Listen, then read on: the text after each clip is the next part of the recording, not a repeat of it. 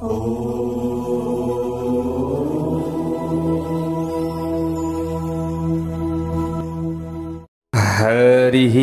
ओम। स्वस्ति श्री गणेशाय नमः। ओम नमो भगवते वासुदेवाय। मदौघलुब्ध चञ्चलालि मञ्जुगुञ्जितारवम् प्रबुद्धचित्तरञ्जकं प्रमोदकर्णचालकम् अनन्यभक्तिमानवं प्रचण्डमुक्तिदायकं नमामि नित्यमादरेण वक्रतुण्डनायकं वक्रतुण्डनायकं। जय श्री हरि, जय श्री राधे।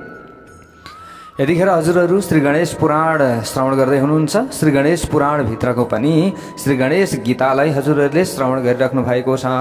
हो प्यारा भक्त भागवतहरू, श्री गणेश गीता श्रवण गर्न पाउनु हाम्रा लागि हामीले हाम्रो भाग्य उदय भएको सम्झनु पर्दछ। श्री गणेश गीता हामीले हत्तपत्त श्रवण गर्न कहाँ पाउँछौँ र? तर श्री गणेश पुराण भित्रै श्री गणेश गीता भएका कारणले गर्दा श्री गणेश पुराण श्रवण गरिरहँदा श्री गणेश गीतालाई पनि हामीले पुरा श्रवण गर्ने यो मौका पाएका छौँ। धर्ममार्ग युट्युब च्यानलको माध्यमद्वारा म टिका पौडेल आज पनि हजुरहरू समक्षमा उपस्थित भइसकेको छु। हामी 56औं भागमा उपस्थित भइसकेका छौँ। 56 भाग हाम्रो भइसकेको छ, तर पनि हामीले श्री गणेश पुराण श्रवण गरिसकेका छैनौं। हो प्यारा भक्त भागवतहरू, श्री गणेश भगवानले वरेण्य राजालाई गणेश गीताको श्रवण गराइराख्नु भएको छ। श्री गणेश गीता वरेण्य राजाले श्रवण गरिराख्नु भएको छ। उहाँलाई ब्रह्म भनेको के हो र शुक्ल गति कृष्ण गति भनेको के हो र यो संसार भनेको के हो भन्ने कुरालाई हिजो श्री गणेश भगवानले श्रवण गराउँदै हुनुहुन्थ्यो। अब वरेण्य राजाले अगाडि गएर प्रश्न गर्नुहुन्छ श्री गणेश भगवानलाई।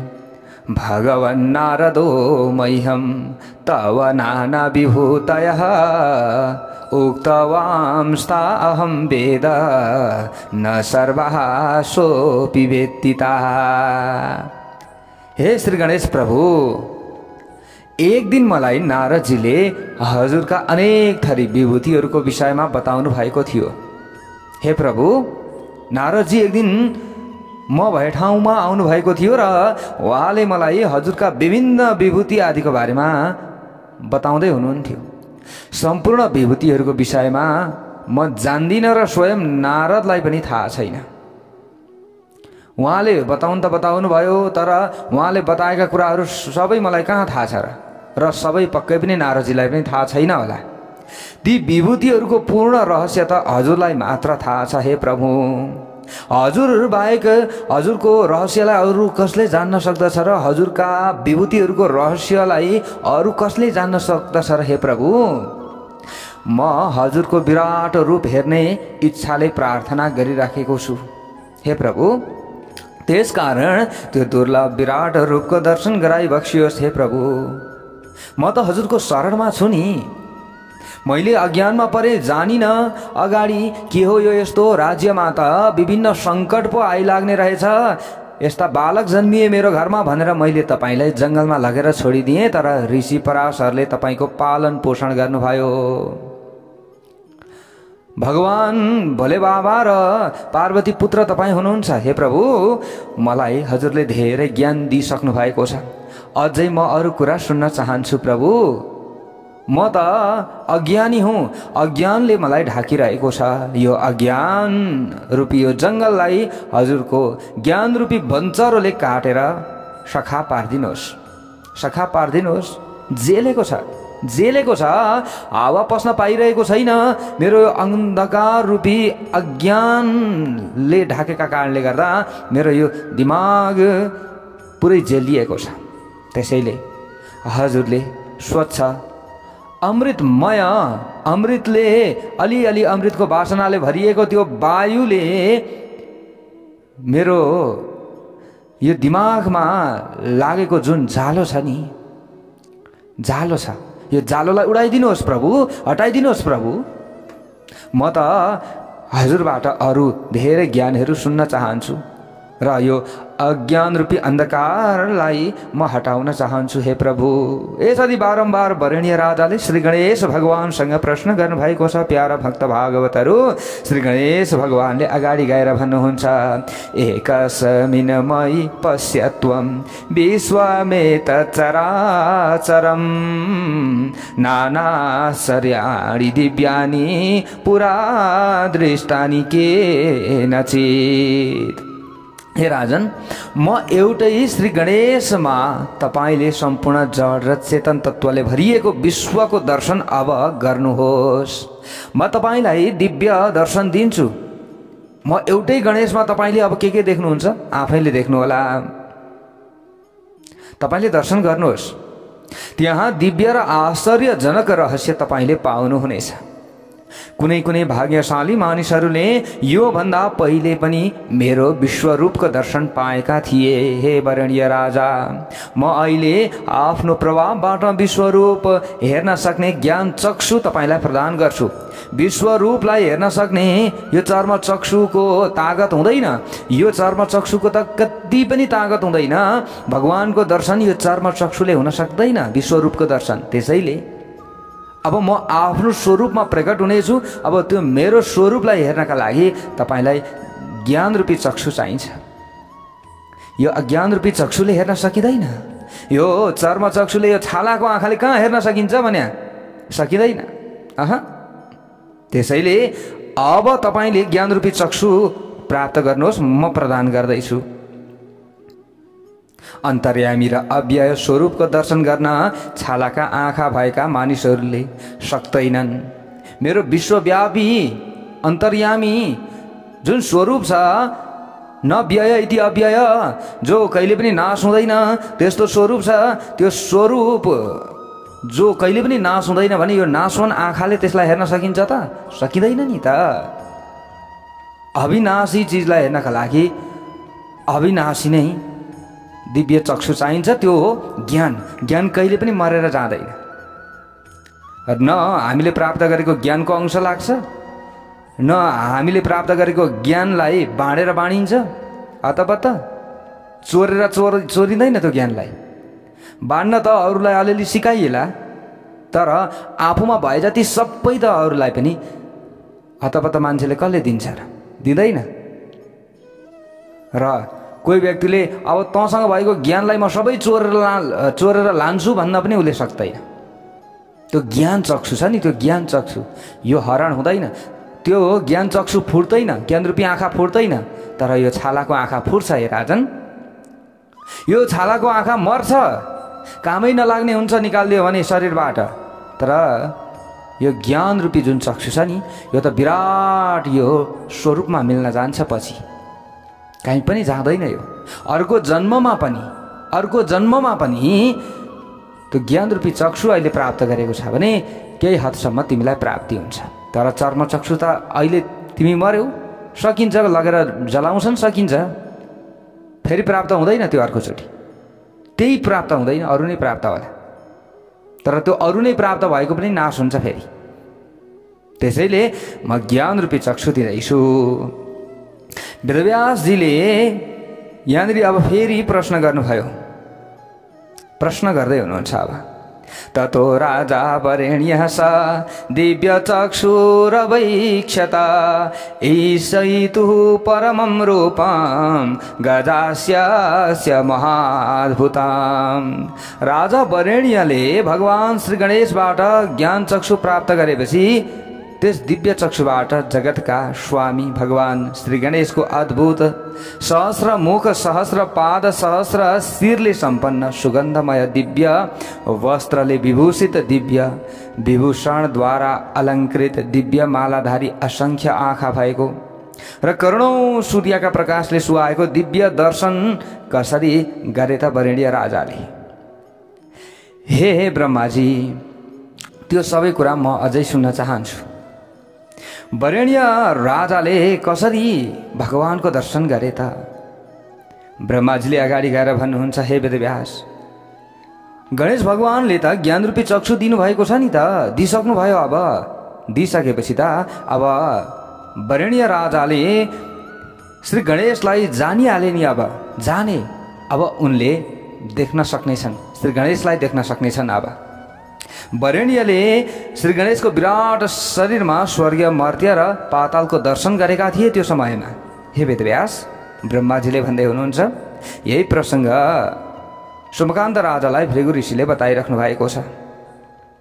त्यस पछाडि परम रूपको दर्शन गरेर प्रसन्न भएका राजाले भगवानसँग अब बिन्ती गरे, देखाइदिनु भयो। भगवान श्री गणेशले विराट शरीरमा सबै स्वर्गीय मर्त्य, सबै पाताल, सबै हिमाल पर्वत गुफा, सबै चराचुरुङ्गी सम्पूर्ण जगत आफ्नै शरीरमा उहाँले देखाइदिनु भयो। त्यस पछाडि राजा छक्क पर्नुभयो र राजाले प्रश्न गर्नुभयो श्री गणेश भगवानसँग, वीक्षेऽहं तव देहेऽस्मिन् देवान् ऋषिगणान् पितॄन् पातालानां समुद्राणां द्वीपानां चैव भूभृताम्। हे प्रभु, हे प्रभु, मैले हजुरको यो विराट शरीरमा देवता, ऋषि, पितृ, पातालका दृश्यावली, 7 समुद्र, 7 द्वीप, विश्वका विशाल पर्वत र 7 ऋषि, यी सबैलाई हेरिरहेको छु। अहिले हेरिरहेको छु। पृथ्वी, अन्तरिक्ष र 21 प्रकारका स्वर्गहरूको पनि दर्शन गरिरहेको छु। मानिस, सर्प, राक्षसहरू पनि त्यहाँ रहेको देखिरहेको छु। हजुरको विशाल शरीरमा ब्रह्मा, विष्णु, शिव, इन्द्र आदि देवताहरू पनि रहेका छन्। तिनै लोकमा पाइने अनेक जन्तुहरूलाई पनि हजुरको विराट शरीरभित्र हेरिरहेको छु मैले। हजुरको यो विश्वरूप अनादि अनन्त, अनन्त बाहु, अनन्त शिरले सम्पन्न अग्निको ज्वाला झैँ देदीप्यमान वर्णन गरेर नसकिने गुण र महिमा भएको किरीट एवं कुण्डल धारण गर्ने र सामान्य दृष्टिबाट हेर्न नसकिने विशाल वक्षस्थलले सुहाएको छ। म त्यस रूपको दर्शन गरिरहेको छु प्रभु। देवता, विद्याधर, यक्ष, किन्नर, ऋषि, मुनि र मनुष्यहरूका साथ नृत्य गरिरहेका अप्सरा, गाना गाइरहेका गन्धर्व, वसुगण, सूर्यगण, साध्यगण र सिद्धगणद्वारा प्रसन्नतापूर्वक सेवा गरिरहेका विश्वरूपको म दर्शन गरिरहेको छु। हे प्रभु, ती सबैले चकित भई हजुरको सर्वज्ञ, अक्षर वेद्य र धर्मरक्षक र सर्वशक्ति सम्पन्न विश्वरूपको दर्शन गरिरहेका छन्। प्रभु, हजुरको यस विश्वरूपमा 7 पाताल, सम्पूर्ण दिशा र विशाल पृथ्वी अटाएका छन्। नाना थरी रूप देखाउने विद्यामा कुशल हजुरको यस विशाल स्वरूपलाई देखेर संसारका प्राणीहरू भयभीत भएका छन्। किनभने हजुरको यो रूप लामा लामा दाराले सम्पन्न छ, प्रलयकालको अग्नि झैँ चहकिलो अनुहारले युक्त छ र यसमा पर्वतकार एवं आकाश स्पर्श गर्ने जटा पनि सुहाएको छ। हजुरको यो रूप देखेर म पनि भ्रान्तिमा परिरहेको छु। हे भगवान, देवता, मनुष्य, सर्प आदि हजुरको गर्भभित्र रहेका राम्रा र नराम्रा योनिका प्राणीहरू हजुरबाट नै पैदा हुन्छन् र अन्तमा हजुरमा नै विलीन हुन्छन्। मैले यस्तो देखिरहेको छु। तपाईँकै शरीरबाट सबै प्राणीहरू निक्लिरहेका छन् र तपाईँकै शरीरमा अरू प्राणीहरू पनि विलीन भइरहेका छन्। मैले त यस्तो देखिरहेको छु। हे प्रभु, वरेण्य राजाले विश्वरूपको दर्शन गरेका बेलामा यसरी भनिराख्नु भएको छ, जसरी समुद्रबाट मेघका थोपाहरू पैदा हुन्छन् त्यसै गरी हजुरबाट इन्द्र, अग्नि, यम, निऋति, वरुण, वायु, कुबेर, ईशान, सूर्य र सम्पूर्ण लोक पैदा भइरहेको मैले देखिरहेको छु र पैदा हुँदा रहेछन्। हे प्रभु, म हजुरलाई प्रणाम गर्दछु। म प्रति दया गरी बक्सियोस् हजुरले। अब हजुरले मलाई पूर्वकालमा जस्तै दर्शन गरेको र दर्शन गर्न सकिने बालक रूप देखाइ बक्सियोस्। मैले देखेँ हजुरको यो विशाल कायालाई देखेँ। हजुरको विशाल कायाभित्र सबै कुरा मैले देखेँ। सबै ब्रह्माण्ड हजुरकै शरीरभित्र रहेछ। सबै कुरा मैले देखेँ।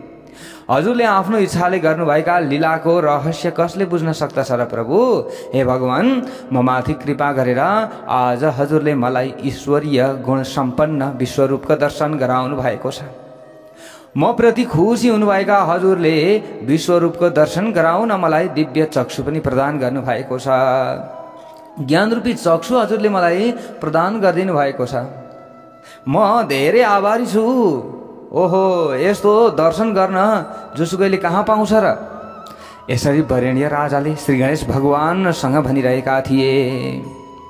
अब अगाडि श्री गणेश भगवानले भन्दै हुनुहुन्छ, वरेण्य राजालाई भन्नुहुन्छ, नेदम रूपम महाबाहो मम पश्यन्त्य योगिनः सनकाद्या नारदाद्या पश्यन्ति मदनुग्रहात्।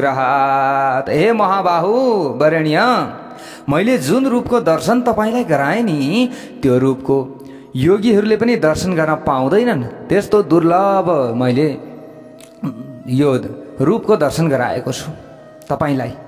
मेरो कृपा भयो भने सनक आदि ब्रह्मज्ञानी ऋषि र नारायणका भक्त नारद आदि ऋषिहरूले मात्र यस रूपको दर्शन गर्न पाउँछन्। तर हजुरले त दर्शन गर्न पाउनु भएको छ, यो हजुरको भाग्य हो। हजुरले गर्नुभएको तपस्याको फल हो, यो पूर्व जन्ममा गर्नुभएको हो हजुरको यो कर्मको फल हो। भाग्य तपाईको बलियो रहेछ र तपाईले देख्न पाउनुभयो। र देख्न पाउने व्यक्तिले अधोगति पनि पक्कै हुँदैनन्। चार वेदको अर्थ जान्ने, चारै शास्त्रका ज्ञाता, यज्ञ दान एवं तपस्या गर्ने, म प्रति आस्था राख्ने साधकले पनि मेरा यस रूपको दर्शन गर्न हतपत कहाँ पाउँछन् र? पाउँदैनन् उनीहरूले पनि।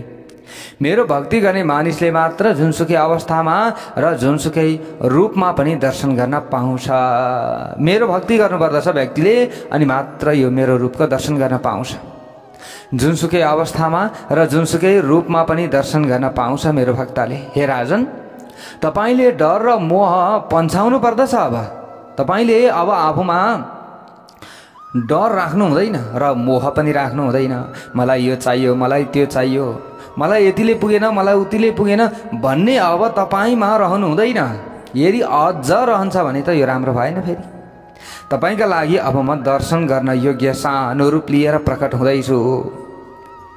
दिव्य चक्षुद्वारा जो वरेण्य राजाले भगवानको विराट रूपको दर्शन गरिरहेका थिए, यति भनेर अब श्री गणेश भगवान सानो बालकको रूपमा बन्नुभयो र उहाँले भन्दै हुनुहुन्छ, यस सौम्य रूपको दर्शन गर्नुहोस्। अब तपाईले म सानो बन्दैछु भनेर सानो बन्नुभयो। हे राजन, मलाई नै सर्वस्व ठान्ने, दुष्टहरूको सङ्गत नगर्ने, मेरा निमित्त आफ्नो महत्त्वपूर्ण समय सुम्पिने, क्रोध नभएको, मेरा लागि जस्तोसुकै काम गर्न पनि तयार हुने र सबै प्राणीहरूमा समान दृष्टि राख्ने मेरो भक्त अन्तमा ममा नै विलीन हुन्छ। मद भक्तो मत्परः सर्व सङ्गहीनो मदर्थकृत निष्क्रोधः सर्वभूतेषु समो मामेति भूभुजा। म प्रति भक्ति राख्ने सबै अन्तिममा गएर ममा नै उनीहरू आउँछन् र विलीन पनि हुन्छन्। हे राजन, यसरी श्री गणेश भगवानले वरेण्य राजालाई भन्दै हुनुहुन्छ। वरेण्य राजाले अगाडि गएर फेरि भन्नुहुन्छ, अनन्य भाव सत्वम सम्यं मूर्तिमन्तमुपासते योक्षरं परमं व्यक्तं तयोः कस्ते मतोऽधिकः। वरेण्य राजाले भन्नुभयो, हे प्रभु, केही भक्तहरू तपाईप्रति समर्पित भएर साकार अथवा मूर्तिमान हजुरको उपासना गर्दछन्। कसैले निराकार र अक्षर तपाईको आराधना गर्दछन्। ती दुवै थरीका साधकहरूमध्ये कुन साधक हजुरलाई मनपर्छ त? कुन साधकले चाहिँ हजुरलाई छिटो प्रसन्न पनि गराउन सक्दछन्? हजुर सर्वज्ञ हुनुहुन्छ, सबैका साक्षी र सबैका प्राणी, सबै प्राणीहरूमाथि दया गर्ने हजुर हुनुहुन्छ, ईश्वर हजुर हुनुहुन्छ। त्यसै भएर म हजुरसँग नम्रतापूर्वक यो जिज्ञासा गर्दैछु, हे प्रभु, मूर्ति बनाएर उपासना गर्नेले तपाईलाई छिटो प्रसन्न बनाउन सक्छन् या निराकार जसको आकार नै छैन, यसरी आकार नै बेगरका चाहिँ जो तत्त्व हुनुहुन्छ, प्रभु परमात्मा हुनुहुन्छ, तपाईँ हुनुहुन्छ, साधकहरूले आकार नै बेगर त्यतिकै ध्यान गर्दछन् भने उनीहरूबाट तपाईँ खुसी हुनुहुन्छ कि मूर्ति राखेर पूजा गर्नेहरूबाट खुसी हुनुहुन्छ त? यो मेरो जिज्ञासा हो। मेरो जिज्ञासाको समाधान गरिबक्सियोस्। वरेण्य राजाले यसरी प्रश्न गर्नुभयो। अब श्री गजानन भगवानले भन्नुहुन्छ, यो मां मूर्तिधरं भक्त्या मद्भक्तः परिसेवते स मे मान्यो नन्य भक्तिर्नियुज्य हृदयं मयि। हे राजन, तपाईँले राम्रो प्रश्न सोध्नु भएको छ। उत्तर पनि म राम्रै तरिकाले तपाईँलाई भन्दैछु। जुन मेरो भक्तले परम भक्तिका साथ मूर्तिधारी मेरो स्वरूपको सेवा गर्छ त्यो मलाई मान्य हुन्छ, अमान्य हुँदैन। त्यो मेरा लागि अवश्य पनि मान्य हो। मेरो स्वरूपकै उसले मूर्ति बनाउँछ, मेरो स्वरूपकै ध्यान गर्छ, मेरो स्वरूपमा नै अनेक प्रकारका पदार्थहरू अर्पण गर्दछ भने त्यो सेवाको फल उसले जसरी पनि पाउँछ, किनकि त्यसले ममा हृदय सुम्पेर आफ्नो सर्वस्व पनि सुम्पेको हुन्छ। हे राजन, हृदय पनि सुम्पेको हुन्छ, भक्तिभाव र विश्वास उसले गर्दछ र ढुङ्गामा मलाई देख्छ, मूर्तिमा मलाई देख्छ भने अब उसले मेरो कृपा प्राप्त गर्दैन त? गर्छ अवश्य पनि। आफ्ना इन्द्रियहरूलाई वशमा राखेर सम्पूर्ण प्राणीको हितका लागि काम गर्ने अक्षर अव्यक्त सर्वव्यापक अन्तर्यामी स्थिर निर्गुण ध्यान गर्न योग्य परमात्माको उपासना गर्ने साधक पनि मेरो समीपमा प्राप्त हुन्छ। यसरी म प्रति समर्पित भएर जसले उपासना गर्दछ त्यो साधक निर्गुण साधक होस् अथवा सगुण साधक होस्, त्यसको मैले उद्धार जसरी पनि गर्छु। म भेद गर्दिनँ। वरेण्य राजाले त यहाँ सोध्नु भएको थियो, निराकार स्वरूपको आराधना गर्ने व्यक्तिलाई तपाईँले मान्नुहुन्छ कि अथवा मूर्ति राखेर पूजा गर्नेलाई मान्नुहुन्छ भन्दा यहाँ भगवानले भन्नुभयो दुवै थरीका साधकहरू मेरा लागि उत्तिकै हुन्। मैले उनीहरूका कुनै पनि कष्टहरूलाई जसरी पनि हटाउँछु, उद्धार गर्छु। अव्यक्तको उपासना व्यक्त अथवा साकार ईश्वरको उपासना भन्दा कष्टकर हुन्छ। निराकार स्वरूपको ध्यान गर्न त्यति सजिलो छैन। अगाडि मूर्ति राखेर पूजा गरेर जस्तो हुँदैन। त्यसैले यो कठिन छ, निकै कठिन छ। त्यसैले साकार ईश्वरको नि मूर्ति बनाएर पूजा गर्दा बरु राम्रो होला। हो प्यारा भक्त भागवतहरू, यो कलिजुगमा त झन् गाह्रो छ निराकार स्वरूपको ध्यान गर्न। त्यसैले कलिजुगमा त भगवानको नामको धेरै ठुलो महत्त्व रहेको छ, नाम संकीर्तनको महत्त्व रहेको छ। त्यसैले हामीले भगवानका गुणनाम आदिलाई जप्न सक्दछौँ। निर्गुणको साधना अथवा सगुणको साधना दुवैको लक्ष्य भनेको एउटै हो। हे वरेण्य राजा, श्री गणेश भगवानले भन्दै हुनुहुन्छ लक्ष्य एउटै हो, विधि मात्रै अलग हो। जसमा भक्ति धेरै हुन्छ त्यो भक्त मलाई प्यारो हुन्छ।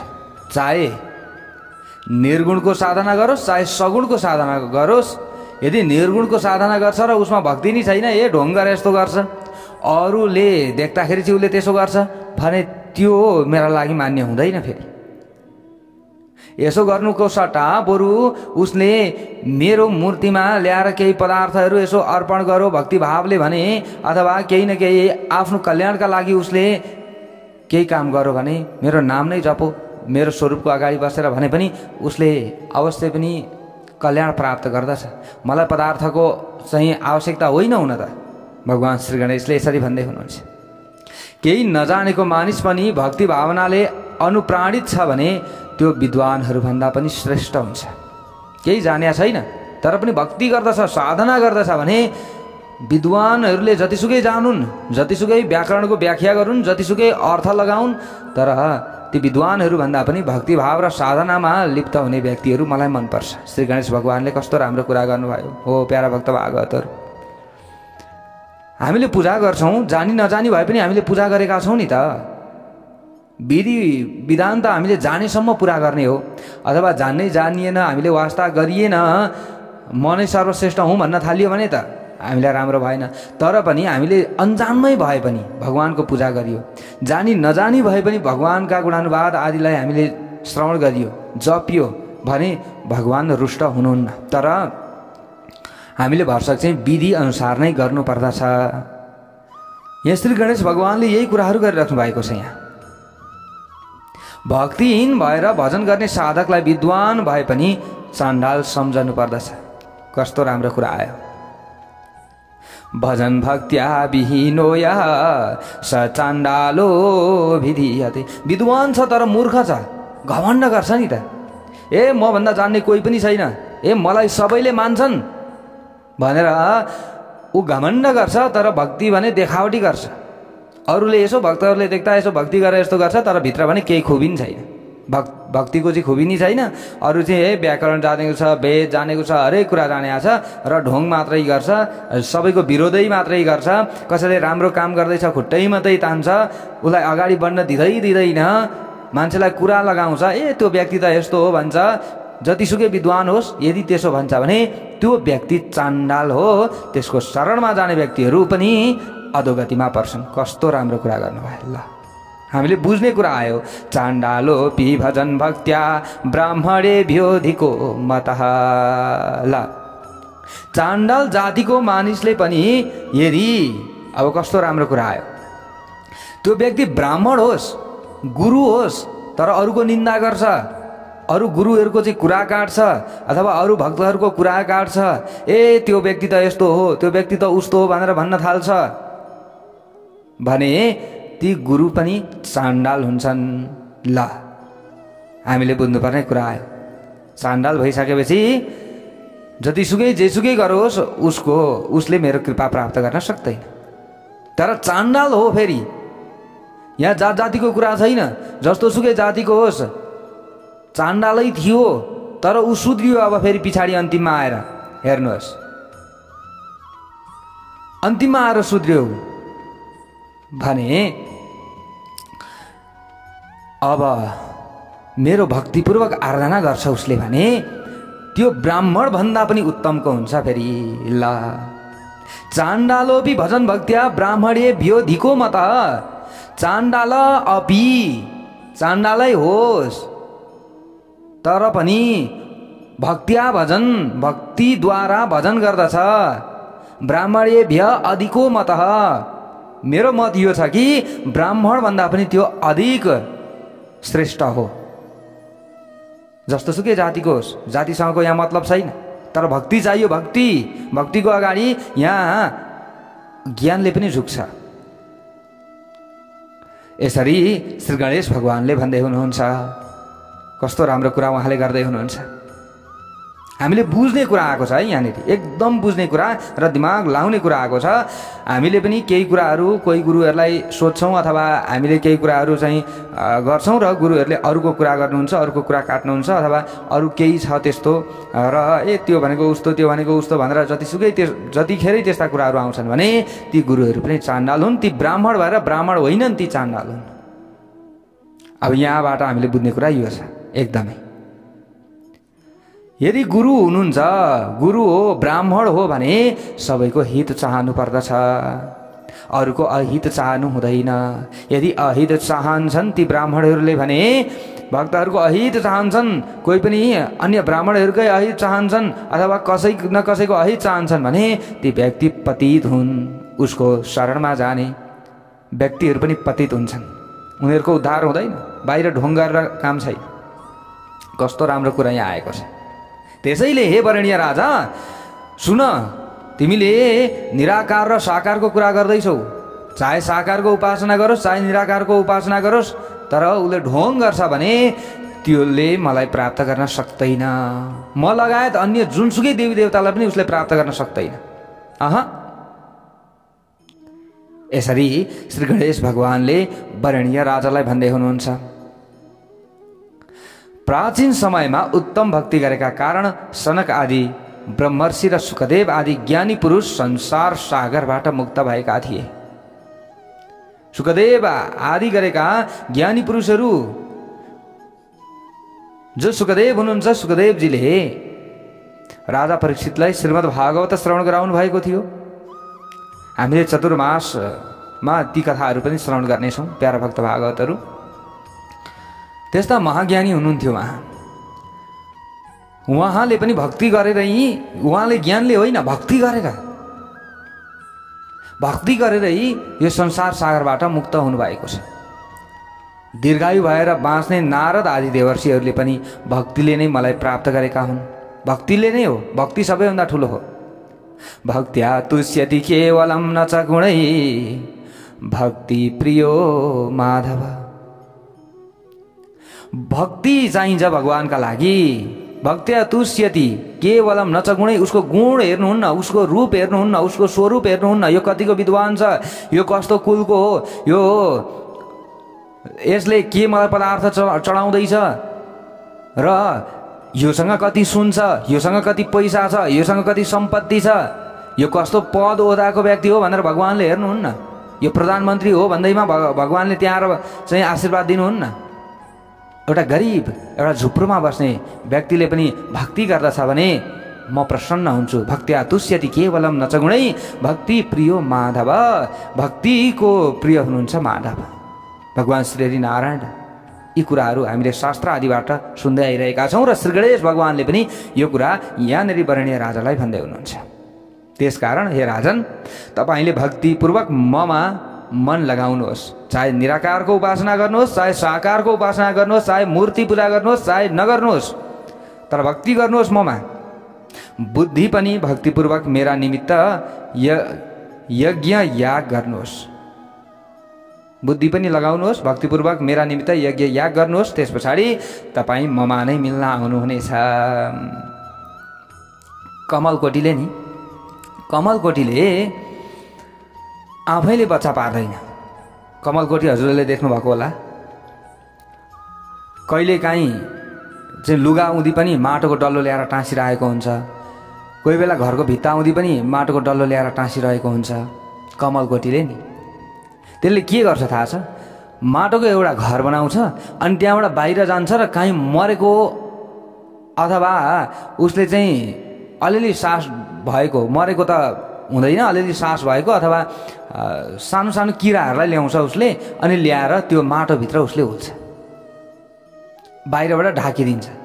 अब सास नभइसकेपछि त त्यो भित्र मर्ला पनि होइन, तर उसमा कस्तो शक्ति हुन्छ भने अथवा मर्ला अथवा नमर्ला तर त्यो जिउँदो हुन्छ अन्तिममा। हेर्नुहोस् है, यो प्रत्यक्ष उदाहरण हामीले देख्न सक्छौँ। बाहिरबाट त्यो भुनभुनाको भुनभुनाइ गर्छ, बाहिरबाट नि त्यो कमलकोटी भुनभुनाको भुनभुनाइ गर्छ, भित्रबाट त्यो किरामा प्राण आउँछ। त्यो किरामा अब बाहिरबाट पूर्ण बन्द गरे तापनि त्यो ढुकढुकी त हुन्छ नि त त्यसमा केही न केही। अनि त्यो भित्रको किरामा अलिअलि ढुकढुकी हुँदाखेरि त्यो किराले के सोच्दछ त्यतिखेर थाहा छ? बाहिरबाट टुवा गरेर भुनभुनाइरहन्छ, त्यो भित्रको किराले सोच्दछ कि मलाई कमलकोटीले भित्र थुनो, कमलकोटीले भित्र थुनो, कमलकोटीले भित्र थुनो। त्यो कमलकोटीको चिन्तन उसले गर्छ, त्यो किराले भित्रबाट नि गर्न थाल्छ। गर्दा गर्दै गर्दा गर्दै गर्दा गर्दै अन्तिममा त्यो किरो के हुन्छ? कमलकोटी नै हुन्छ। प्रत्यक्ष हेर्नुहोस्, हामीले प्रत्यक्ष देख्न सक्दछौँ। हो त्यसरी नै हामीले पनि भगवानको चिन्तन गरेको गरियो भने हामीले पनि भगवानको स्वरूपलाई प्राप्त गर्ने, भगवानलाई चाहिँ हामीले प्राप्त गर्ने कुरा हो। प्रत्यक्ष उदाहरण कमलकोटीबाट हामीले प्राप्त गर्न सक्छौँ। कमलकोटीले हेर्नुहोस् त, आफैले त आफ्नो बच्चा त हाले होइन नि त, बाहिरबाट किरा ल्याउँछ कि उसले भित्र, अनि बाहिरबाट ऊ भुनभुनाइ गर्छ। उसले भुनभुनाउन छोड्नु भने चाहिँ फेरि त्यो किरा मरिसक्थ्यो होइन, त्यो किरा चाहिँ अब मरेको भए पनि उसको प्राण जीवित हुँदैन थियो।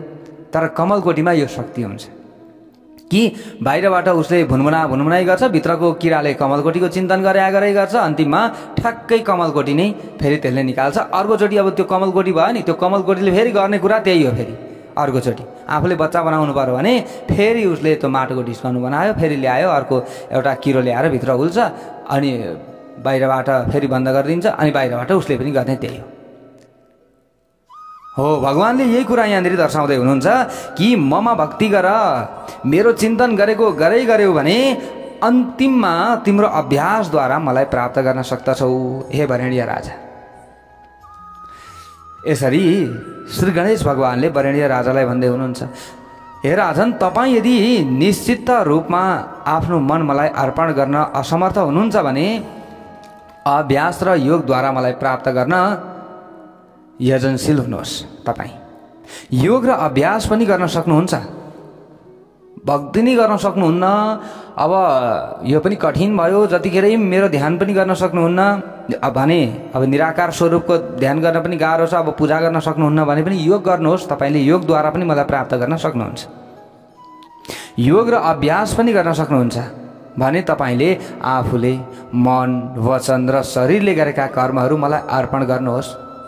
योग गर्न सक्नुहुन्छ, ध्यान गरेर हजुरले बस्न सक्नुहुन्छ मलाई सम्झिएर नि, अनि त्यो आफूले गरेको कर्म चाहिँ मलाई अर्पण गर्नुहोस्। यसो गर्नुभयो भने तपाईँमाथि मेरो कृपा हुनेछ। त्यस कृपाबाट तपाईँले परम कल्याण र आनन्द पनि प्राप्त गर्न सक्नुहुन्छ। हे वरेण्य राजा, तपाईँले मलाई आफूले गरेका कर्महरूको अर्पण गर्न पनि सक्नुहुन्न। अब तपाईँले गर्नुभयो र आफूले गरेको कर्मको पनि अर्पण गर्न सक्नुहुन्न भने तपाईँले गरेका शरीरका कर्म, मनका कर्म र वचनका कर्महरूको फलमा आशा नगर्नुहोस्। अब तपाईँले केही पनि प्राप्त गर्न सक्नुहुन्न।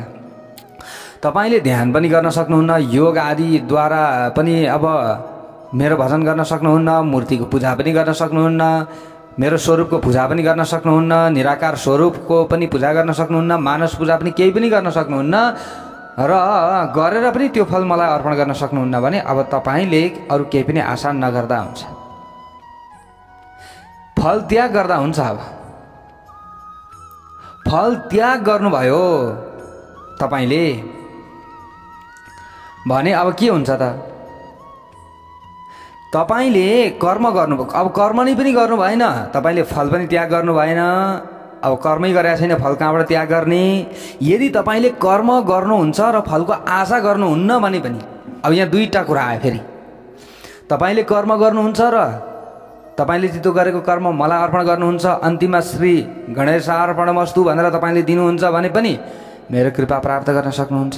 अब अर्को के गर्नु पर्यो भने भगवान प्राप्त भए पनि नभए तापनि फलको आशा त्यागेर, फलाशा त्यागेर नि तपाईँले मेरो ध्यान गर्नुहुन्छ भने पनि त्यसबाट पनि म चाहिँ प्रसन्नै हुन्छु फेरि।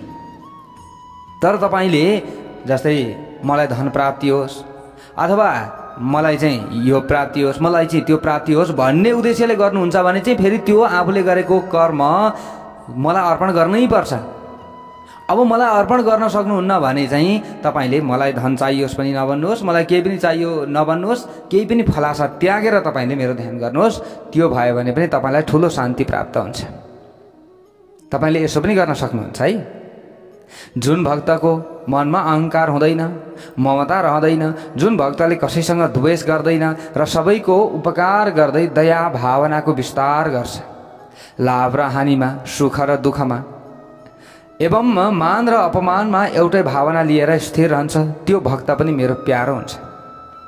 जुन भक्तलाई देखेर कुनै मानिस पनि डराउँदैन, जुन भक्त अरू कसैसँग पनि डराउँदैन, आवेग, डर, रिस, हर्ष नभएको शान्त मनोवृत्तिको साधक पनि मलाई प्यारो लाग्दछ। शत्रुमा, मित्रमा, निन्दामा, स्तुतिमा र शोकमा आनन्दपूर्वक समान मनोवृत्ति लिएर स्थिर रहने भक्त मलाई प्यारो लाग्दछ। हामीलाई सुख मिल्यो भने पनि आत्तिनु भएन, दुःख मिल्यो भने पनि, सुख मिल्यो भने पनि मात्तिनु भएन, दुःख मिल्यो भने पनि आत्तिनु भएन। हामीले स्थिर मन बनाउनु पर्यो। यसो भयो भने पनि भगवानको प्यारो हामी भइयो।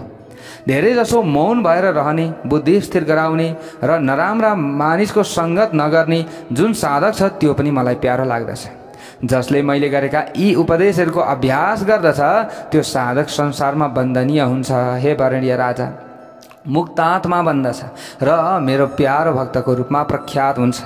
जुन साधक आफूमाथि आपत्ति आइलाग्दा आत्तिँदैन, द्वेष गर्दैन र सम्पत्ति प्राप्त हुँदा गर्व गर्दैन, त्यस्ता उत्फुल्ल भएर मात्तिने काम पनि गर्दैन, उसले अत्यन्त मात्तिने काम गर्दैन, धेरै अहङ्कार गर्दैन, शरीर र आत्माको अन्तर जान्दछ भने त्यो साधक पनि मलाई अत्यन्त प्यारो लाग्छ।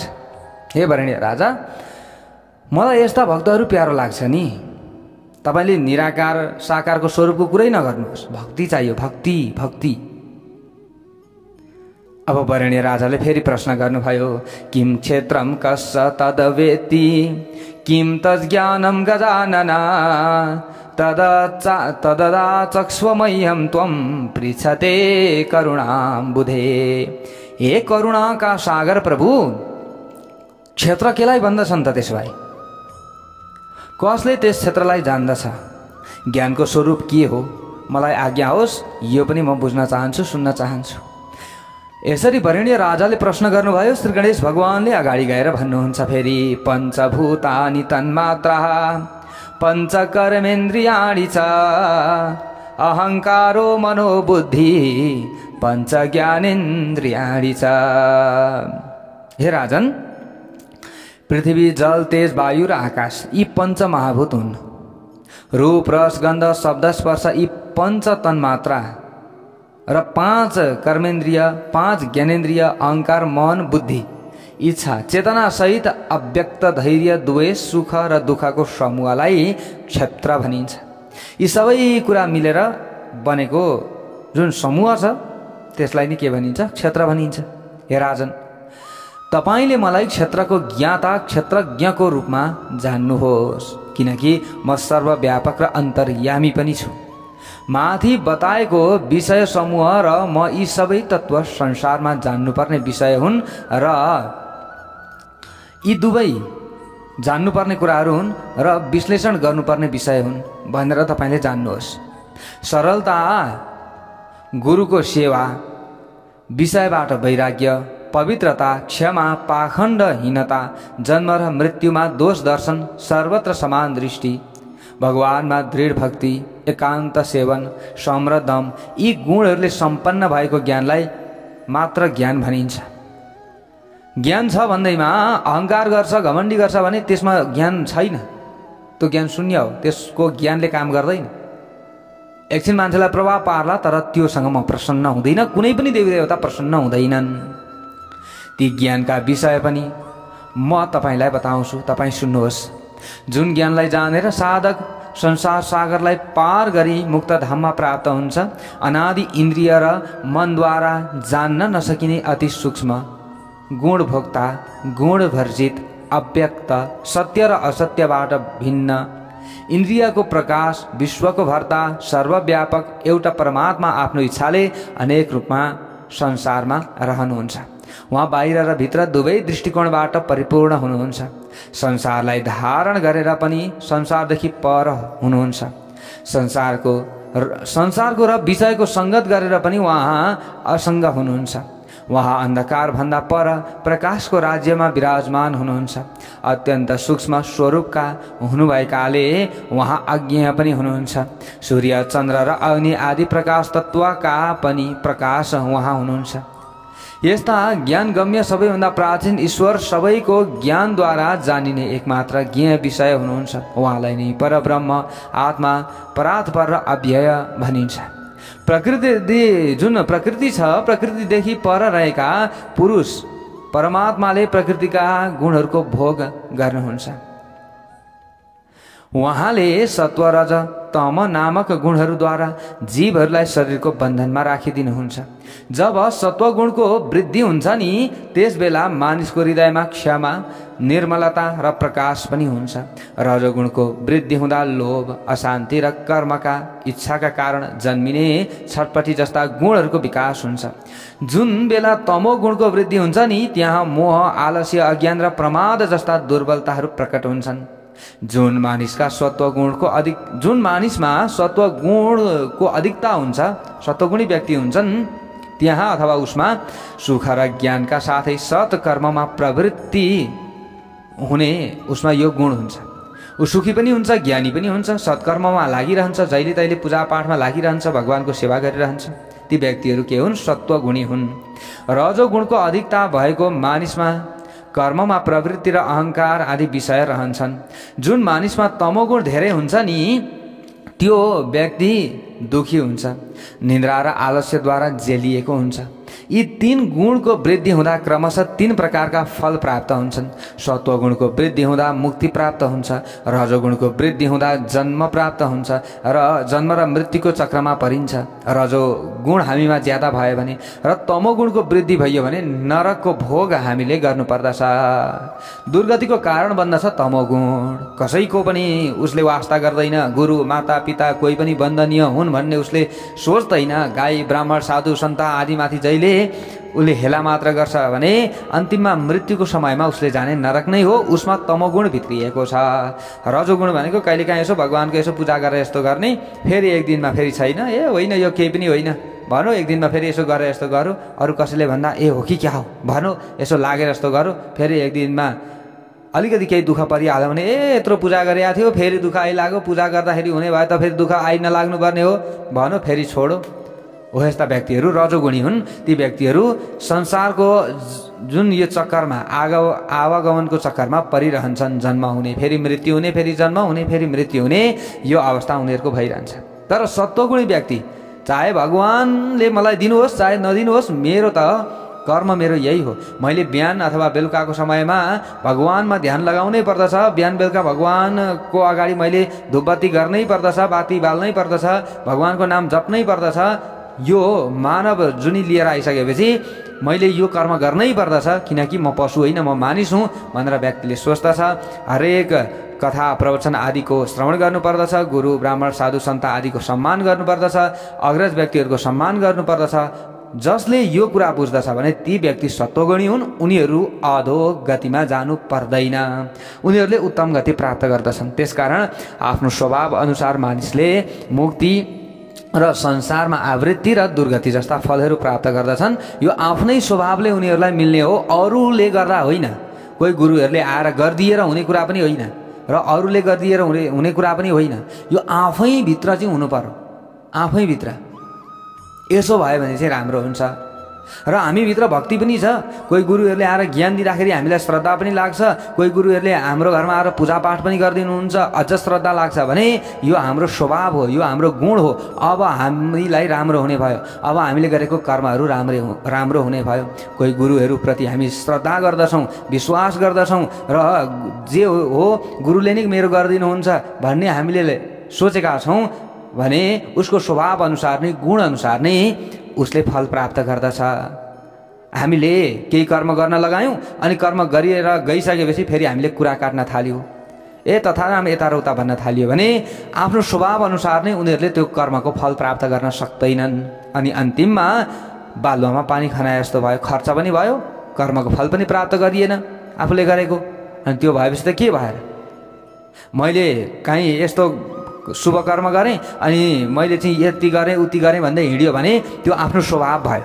अब त्यो स्वभाव र गुणका कारणले गर्दा उसले त्यो दान गरे पनि नगरे पनि उसले नगरेको सरह भयो त्यो समयमा। त्यसैले हामीले भनिन्छ नि, दान गर्दा गुप्त दान गर्नु। हामीले केही चिजहरू चाहिँ कसलाई दियो भने अरूसँग मैले यति दिएँ उति दिएँ नभन्नु, कुरा नगर्नु। यदि त्यसो गरिन्छ भने हामीले गरेको पुण्यको फल त्यो शून्यले लान्छ। उसले जबरजस्ती तान्ने होइन, यो आफै स्वतः हुने कुरा हो। हामीले अँध्यारलाई हटाउनका लागि अँध्यारलाई बाहिर हामीले जबरजस्ती तानेर खिचेर जान्छ र जाँदैन। त्यहाँ एउटा बत्ती बालियो भने स्वभावैले त्यो अन्धकार हट्ने कुरा हो। त्यस्तै यी कुराहरूलाई हामीले विचार पुर्याउनु पर्दछ। आफ्नै गुण र स्वभाव अनुसार व्यक्ति ऊर्ध्व गतिलाई पनि प्राप्त गर्न सक्छ, त्यो व्यक्तिले भने अधो गतिमा पनि ऊ आफै पर्दछ। हे वरेण्य राजा, हे वरेण्य राजा, तपाईँ आत्मकल्याण चाहनुहुन्छ भने तपाईँले सत्वगुणको विकास गर्नुपर्दछ आफूमा। यी रजोगुण तमोगुण यी सबैलाई तपाईँले हटाउनै पर्दछ। यदि हटाउनु भएन भने फेरि आवागमनको चक्करमा पर्नुहुन्छ है। मेरो भजन गर्ने क्रममा सर्वत्र मेरो अस्तित्व दर्शन गर्दै अग्नि सूर्य चन्द्रमा ताराहरूमा चम्किरहेको प्रकाश रूपमा मलाई जान्दै विद्वान ब्रह्मज्ञानीमा तेजको रूपमा रहेको मेरो दर्शन गर्दै तपाईँ अखण्ड भक्तिद्वारा मेरो आराधना गर्नुहोस्। हे वरेण्य राजा, हे वरेण्य राजा, मैले नै सम्पूर्ण संसारको रचना र संहार गर्दछु। मैले नै तेज र औषधिहरूको विस्तार गरेर सम्पूर्ण संसारलाई आनन्दित पनि तुल्याउँछु। सबै मानिसहरूका इन्द्रियहरूमा रहेर पेटमा रहेको धनञ्जय नामको जो अग्निको सहायता लिएर प्राणीहरूले खाएको भोजनलाई पचाउने काम पनि मैले गर्दछु। तर संसारका भोगहरूमा रहे पनि म पुण्य र पापसँग लिप्त हुँदिन। म पुण्य र पापसँग कहिले पनि लिप्त हुँदिन, म बाहिर छु योभन्दा। म विष्णु, रुद्र, ब्रह्मा, गौरी र श्री गणेशका रूपमा रहन्छु जहिले पनि। म विष्णु रूपमा पनि रहन्छु, रुद्र रूपमा पनि रहन्छु, ब्रह्मा रूपमा पनि रहन्छु, गौरी रूपमा पनि रहन्छु। हो प्यारा भक्त भागवतहरू, श्री गणेश भगवानले यहाँनिर आएर पनि यही कुरा भन्नुभएको छ। हामीले बुझ्नुपर्ने कुरा फेरि पनि यहाँ आइरहेको छ। इन्द्र आदि लोकपालहरू पनि मेरै अंशबाट पैदा भएका हुन्। जुन मानिसले जस्तो रूप चिताएर मेरो ध्यान गर्छ, मैले त्यसलाई त्यस्तै रूपबाट दर्शन दिने गर्दछु। तपाईले मेरो शरणमा आएर नम्रतापूर्वक प्रश्न गर्नुभएकाले मैले तपाईलाई क्षेत्रज्ञ ज्ञाता र ज्ञेय पदार्थको विषयमा संक्षेपमा सबै कुरा बताएँ। किनभने नम्र शिष्यले नै गुरुबाट धेरै ज्ञान प्राप्त गर्न सक्दछ। अखिलम भूपते सम्य गोपपन्नाय पृच्छते। नम्र भएन, अहङ्कार गर्यो भने गुरुबाट सबै ज्ञान उसले प्राप्त गर्न सक्दैन। तर तपाईँ नम्र हुनुभयो। म जस्तोसुकै कडा रूपमा बोले तापनि, मैले जस्तोसुकै तपाईँलाई हप्काएर कुरा गरे तापनि अथवा राम्रो तरिकाले कुरा गरे तापनि तपाईँ जतिखेरै नम्र भइराख्नुभयो, त्यसैले सबै कुरा मैले खोलेर तपाईँलाई बताउँदैछु।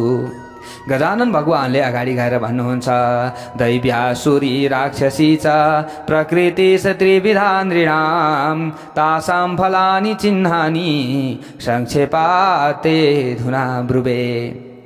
गणेश भगवानले फेरि भन्नुभयो, मानिसहरूका दैवी, आसुरी र राक्षसी गरी 3 प्रकारका प्रकृति हुन्छन्। 3 प्रकारका प्रकृति भएका व्यक्तिहरू हुन्छन्। तिनका फल र चिन्हहरूको विषयमा म तपाईलाई संक्षेपमा बताउँछु।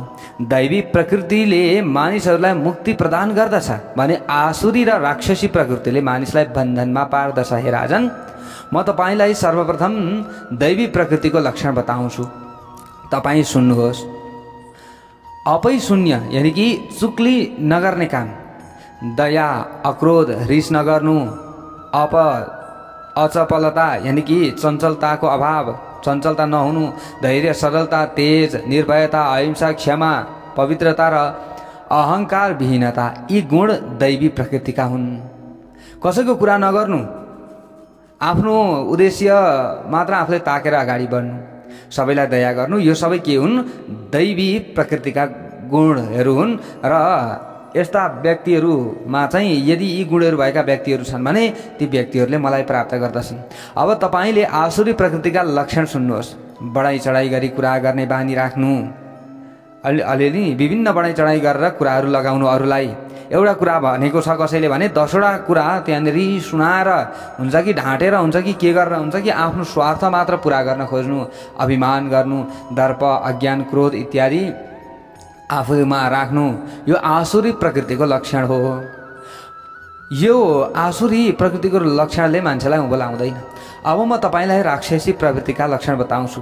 निष्ठुरता नि, निष्ठुर हुनु, अरूले आफूलाई सहयोग गर्दा पनि आफूले चुप लागेर बस्नु, जेसुकै गरोस्। मद, मोह जति भए पनि नपुग्ने, अहङ्कार, जतिखेरै रिस, राग, अहङ्कार, अरूले गरेको देख्न नसक्ने यी कुराहरू हैन, अहमता नि, मैले यति कुरा जानेको छु उति कुरा जानेको छु भन्नु, गर्व घमण्ड गर्नु, द्वेष मात्र गर्नु, लडाइँ झगडा मात्र जोसुकैसँग गरिहाल्नु, हतार हिंसातिर चाहिँ लागिरहनु, निष्ठुरता, क्रोध गरिराख्नु, उद्दण्डता, अभिनय र अरूलाई मार्न चाहनु, अरूलाई मोहनी लगाएर आफूतिर तान्न खोज्नु, वशीकरण गर्न खोज्नु, उच्चाटन एवं स्तम्भन आदि अविचारमा प्रवृत्त हुनु, क्रूर कर्ममा लाग्नु, सज्जनका वाक्यहरूमा अविश्वास गर्नु, वेदका वाक्यहरूमा अविश्वास गर्नु, गुरु ब्राह्मण सज्जन आदिलाई हेप्नु, अपवित्रता, कर्महीनता, वेद ईश्वरका भक्त देवता मुनि, वेदका ज्ञाता ब्राह्मण स्मृति पुराणका ज्ञाताहरूलाई निन्दा गर्नु, पाखण्ड वाक्यमा विश्वास गर्नु, अरूको धर्मतिर ताक्नु यानी कि अरू धर्म अँगाल्न खोज्नु, दुर्जनहरूको सङ्गति अहङ्कारपूर्वक काम गर्ने बानी गर्नु, दुर्जनहरूसँगको सङ्गत गर्नु, अरूका पदार्थमा लोभ मान्नु, मनमा अनेक तृष्णा राख्नु, असत्य भाषण गर्नु, अरूको उन्नति नचाहने बानी, अरूले गरेको उन्नतिबाट आफू हारेको सम्झने, आरिस गर्ने नि, मनोवृत्ति इत्यादि अनेक राक्षसी प्रकृतिका गुणहरू हुन्। यी प्रवृत्तिहरू पृथ्वीमा र स्वर्गमा पनि पाइन्छ, सबैमा पाइन्छ, प्राय जहीँ पनि जुनै लोकमा पनि पाइन्छ। यसको मतलब जसले मेरो भक्ति गर्दैन र यस्ता आसुरी र राक्षसी प्रवृत्तिलाई मात्र अगाल्दछ भने ती व्यक्तिहरू मेरा प्रिय हुँदैनन्। त्यस्ता मानिसहरू राक्षसी प्रवृत्तिको अधीनमा रहेका हुन्छन्। यिनैलाई तामसी प्राणी भनिन्छ र यस्ता प्रवृत्ति भएका मानिसहरू निश्चय नै रौरव नरकमा जान्छन्। रौरव नरकमा अवश्य पनि जान्छन्। तामसीम ये स्थिता राजन यान्ति ते रौरवम ध्रुवम। त्यहाँ रहेर तिनीहरूले भन्नै नसकिने कष्टहरूको भोग गर्दछन्। दैवको इच्छाले नरकबाट मुक्त भएपछि ती प्राणीहरू पृथ्वीमा आउँछन्। फेरि आउन चाहिँ अब नरक भोगे अनि नरक भोग्छन् उनीहरूले नि। धेरै कष्ट पाउँछन्। अनि पृथ्वीमा आइसकेपछि ती व्यक्तिहरू कस्तो हुन सक्छन् त पछाडि। त्यही कारणले गर्दा हामीले यी कुराहरूलाई त्याग्नु पर्दछ भन्न खोजे। हेर्नुहोस् है, अब दिन दुखी हुनुपर्दछ अरे, फेरि पछाडि अब नरक भोग्दा भोग्दा भोग्दा भोग्दा पृथ्वीमा आयो। पृथ्वीमा आइसकेपछि फेरि दिन हुनुपर्छ, दुखी हुनुपर्छ, लङ्गडो भएर जन्मनुपर्छ, अन्धा अपाङ्ग कुँजो भएर जन्मनुपर्छ। यदि हामीमा यी स्वभावहरू रहिरहन्छ र हाम्रो मृत्यु भयो भने हामी रौरव नरकमा जान्छौँ। पछाडि जन्म फेरि हुन्छ, भगवानले फेरि एकचोटि सुध्र न त भनेर अलिकति दण्ड दिएर पठाउनुहुन्छ, फेरि सुध्रिँदैन व्यक्ति भने अब त्यो फेरि अब पृथ्वीमा आइरहने गइरहने त्यस्तो भइरहन्छ। र व्यक्ति ज्यादा रोगी पनि हुन्छ, रोगले आक्रान्त भइरहन्छ, फेरि समस्या हुन्छ। अब अलिअलि रोगी भएर पनि उसमा चेतना आउँदैन। हो मैले त अब गर्नुपर्ने रहेछ, भगवानको ध्यान गर्नुपर्ने रहेछ, पुराण कथा इतिहास आदिलाई सुन्नुपर्ने रहेछ भन्दैन उसले। फेरि अहङ्कार नै गर्छ। जति सुने पनि एउटै कुरा हो, जति कुरा गरे पनि एउटै हो भन्छ, आफै घमण्डी हुन्छ। वेदका पुराणका वाक्यहरूलाई उसले सुन्दैन, मनै जान्ने हुँ भनिरहन्छ। फेरि दुःख पाएर मनुष्य जीवनमा आएको छ, अलिअलि समस्यामा ऊ परेको छ, फेरि यो समस्या नै उसले ठुलो ठान्दछ, अरू ठुलो ठान्दैन। मैले गर्नुपर्ने कर्तव्य के हो त्यो उसले बुझ्दैन भने फेरि ऊ नरकमै जान्छ। ल कस्तो कुरा आयो, फेरि ऊ नरकमै जान्छ। त्यस पछाडि फेरि मनुष्य जुनी पाउँछ उसले, त्यो समयमा पनि उसलाई उनी ईश्वरले फेरि केही न केही दण्ड त दिनुहुन्छ। पूर्व जन्ममा यस्तो थिइस् है, अहिले पनि तँ यस्तो भएको छस्, अब त भजन गर्न, अब त भजन गर, अलिकति सुधार हुन्छ कि तेरो जीवन। अलिकति केही न केही चेतावनी त्यहाँनिर हामीले पाएका हुन्छौँ। यो आफैले पाएको हो, फेरि आफ्नो गुण स्वभावले हामीले प्राप्त गरेको हो। यो कसैले यस्तो होस् भनेर भन्दाखेरि हुने कुरा होइन हो। प्यारा भक्त भागवतहरू, हामीले कानुन विपरीत काम गरियो भने गएर जेलमा हामीले सडिनुपर्छ, जेलमा गएर बस्नुपर्छ। जेलमा गएर बस्दाखेरि पनि हामी अझै उदण्डी भइयो, मान्छे त्यहीँ जेलमा पनि मार्न थाल्यो भने मृत्युदण्डको सजाय हुन्छ, होइन र? उस्तै ठाउँमा त मृत्युदण्ड नेपालमा नभए तापनि अरू देशमा त छ। हो, यस्तो समस्याहरू हुन्छ। त्यसैले हामी पनि अब यस्तै भइराख्यो, मूर्खै मात्रै भइराख्यो, उल्टै मात्रै खेदिराख्यो हामीले भने हाम्रो कल्याण कहिले पनि हुँदैन। यो मेरो तर्फबाट मैले भनेको कुरा होइन, साक्षात् श्री गणेश पुराण भोलि तपाईँहरूले खोलेर हेर्न सक्नुहुन्छ। भोलि खोलेर हेर्न सक्नुहुन्छ। क्रीडाखण्डको 147 अध्यायमा यो कुरा छ, हजुरहरूले हेर्न सक्नुहुन्छ। 12, 11, 12, 13 अध्यायमा 13 श्लोकमा यी कुराहरू आउँछन्। त्यो हो, हामीले अब त सुध्रिउँ न, अब त सुध्रिउँ न, अब त राम्रो, अब त केही न केही, ओहो यति त गरौँ न, अब त अलिकति केही न केही त गरौँ न, अनि न हामीलाई राम्रो हुने भयो। यो शास्त्र पक्कै पनि झुटो छैन, यो हाम्रै कल्याणका लागि, हामीलाई नै अनुशासनमा राख्नका लागि यी कुराहरू यहाँ बताइएको हो। त्यसै कारणले गर्दा भक्ति गर्नुपर्दछ, भक्ति गर्नुपर्दछ, भक्ति गर्नुपर्दछ, पुराण सुन्नुपर्दछ, अलिकति थोरै झुकेर बोल्नुपर्दछ। यसो आफूभन्दा यसो मान्यजन आदिसँग, वेद पुराण इतिहासका ज्ञाता कोही व्यक्तिहरू छन् भने उनीहरूसँग पनि यसो नम्र स्वरले बोल्नुपर्दछ। यी कुराहरू यहाँनिर छ। र यिनीहरूसँग मात्र, यानि कि वेद पुराण इतिहास आदिका ज्ञातासँग मात्र होइन, प्राय सबैसँग नम्र स्वरले बोल्नुपर्दछ। यहाँनिर श्री गणेश भगवानले यही कुरा यहाँ दर्शाइराख्नु भएको छ, उहाँले भनिराख्नु भएको छ। अब हामीले यी कुरा अझै पनि बुझ्दैनौँ भने त अब पछि आफै समस्यामा पर्ने कुरा हो यो। मेरो भक्ति नगर्नाले फेरि रौरव नरकमा जानु पर्दछ। पुनः पाप समाचारा मह्य भक्ता पतन्ति ते। हो, उसले चेतावनी पाउँछ, चेतावनी पाएर पनि उसले चेत्दैन भने त फेरि नरकमा जान्छ नि त, हे वरणीय राजा। तर मेरा भक्तहरू, मलाई उनीहरूले भजिरहन्छन्, मेरा गुणानुवाद आदिलाई उनीहरूले गाइरहन्छन्, श्रवण गरिरहन्छन् भने तिनीहरू जस्तो सुकै योनिमा उनीहरू गए तापनि उनीहरूले दुःख पाउँदैनन्। जस्तो सुकै योनिमा जन्म लिए तापनि मेरो भक्तिका कारण ती दुःख कष्ट र नरकबाट मुक्त हुन्छन् र यज्ञ र अन्य धार्मिक कर्महरू गरेर स्वर्गमा प्राप्ति हुन्छन्। धार्मिक कार्य गरौँ लाग्छ कि हामीलाई, हामीमा केही न केही सत्व गुण छ भने यसो बिहान बेलुका भए पनि पूजा गरौँ गरौँ लाग्छ।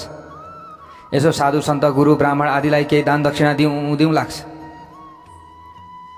कसैले अब कहीँ स्कुल बनाइरहेको छ, कहीँ मन्दिर बनाइरहेको छ, कहीँ चौतारो बनाइरहेको छ, कहीँ पाटी पौवा बनाइरहेको छ, अथवा कहीँ इनार बनाइरहेको छ सबैलाई पानी पिउनका लागि भने त्यहाँ केही सहयोग गर्छ।